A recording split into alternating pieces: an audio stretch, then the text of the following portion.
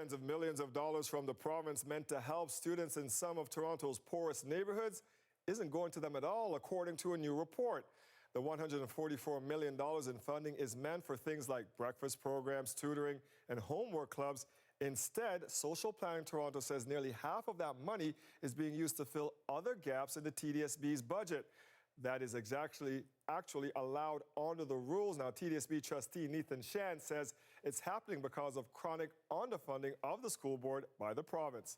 Now, the report was released today by Social Planning Toronto, a nonprofit charitable community group that carries out research and social planning. Sean Meagher is the executive director of that group. He's kind enough to join us now. First of all, let's just talk about your reaction, Sean, when you saw the numbers of how much money was being diverted. Yeah, we see $61 million being diverted. That's an enormous sum of money. And when it gets to those kids in those neighborhoods, it has a huge impact. So we're missing a big opportunity by not making sure we're investing in those kids. Talk about some of the specific impacts that these kids are dealing with. These are marginalized neighborhoods with a lot of young people that need some extra help. Yeah, a lot of these kids are facing challenges, which means that they start a little bit behind in the school system.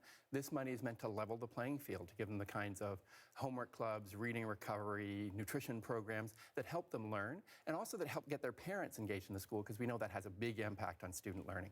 So how do we fix this? How do we do this differently? Because the TDSB says, you know, we need this money, we need all of it, but it all can't go to these programs because we also need to fill some of these budget shortfalls. Well, they definitely have some serious budget shortfalls. The TDSB is chronically underfunded by the province, but this is the wrong place to get that money.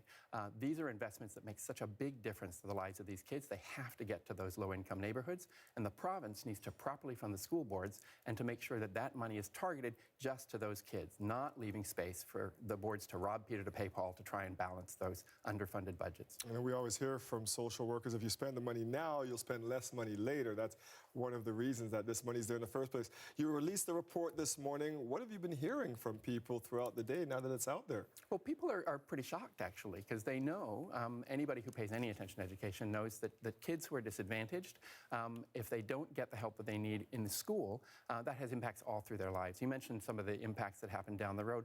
Some of the studies say as much as an extra $7 gets returned for every dollar you spend on education for disadvantaged kids. That's a huge return, and we can't miss that opportunity. Are you hearing from the school board? We understand they have put out a statement reacting to your report today. What do you think of that? Well, we hear lots of different things from the school board because there's lots of different players around that table, and we hear some people saying, oh, no, it's not as bad as you think, but these are the school board's own numbers. And we hear other people saying, you know what, you're right, we do have to tackle this. We need a multi-year plan to move that money back into those low-income neighborhoods, because that's where it's going to make a difference. Sean Meagher, Executive Director, thank you for your time today. And this is an interesting report. Hopefully something will come out of this. Thanks very much. We're really looking forward to tackling this problem.